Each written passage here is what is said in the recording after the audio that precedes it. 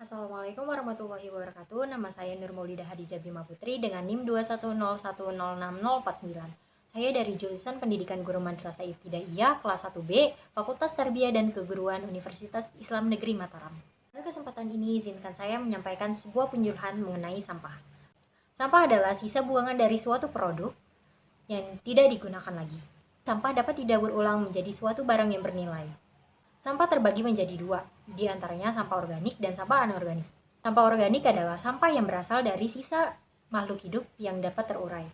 Sampah organik biasa kita sebut dengan sampah yang ramah lingkungan. Sampah organik ini dapat bermanfaat jika terurai dengan semestinya. Jika sampah ini tidak terurai, maka sampah ini akan menimbulkan berbagai macam penyakit dan bau yang tidak sedap. Perlu kita ketahui, sampah organik memiliki berbagai macam jenis, di antaranya sampah organik basah dan sampah organik kering. Sampah organik basah adalah sampah organik yang mengandung banyak air.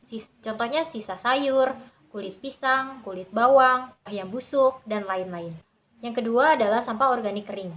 Sampah organik kering adalah sampah yang mengandung sedikit air, di antaranya seperti daun kering, ranting pohon, kayu, dan lain-lain. Contoh sampah organik adalah nasi, kulit buah dan sayuran yang busuk,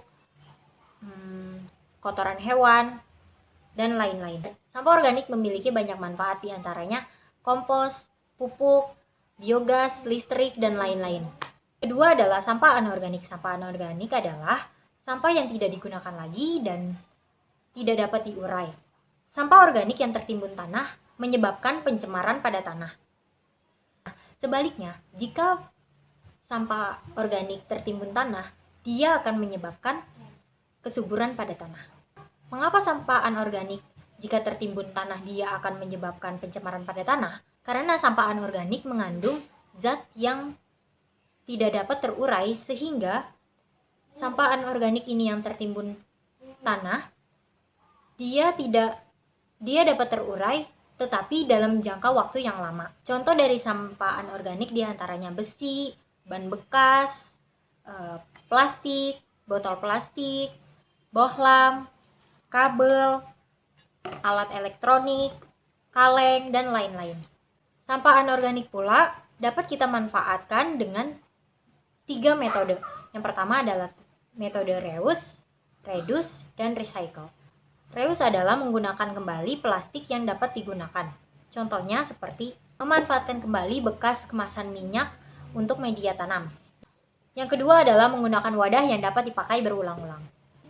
Yang kedua adalah reduce. Reduce adalah mengurangi penggunaan plastik yang dapat mengakibatkan penumpukan pada sampah. Contohnya adalah membawa tas belanja sendiri, memilih produk yang dapat didaur ulang, membawa tempat makan dan tempat minum sendiri, dan lain-lain.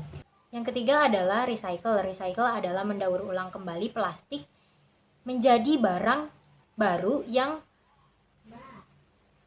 dapat dimanfaatkan melalui proses pengolahan. Contohnya seperti mendaur ulang plastik menjadi kerajinan.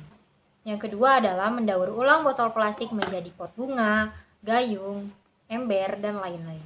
Manfaat dari daur ulang diantaranya adalah penghematan sumber daya alam, penghematan energi, penghematan lahan tempat pembuangan akhir, lingkungan menjadi asri, dan penghematan biaya belanja. Kesimpulannya adalah pelaksanaan 3R dapat berguna bagi sampah yang dapat didaur ulang. Sebelum kalian membuang sampah, sebaiknya memilah sampah terlebih dahulu. Dipisahkan antara sampah organik dan sampah anorganik. Sekian dari saya, kurang lebihnya mohon maaf. Wabillahi taufiq wal hidayah. Wassalamualaikum warahmatullahi wabarakatuh.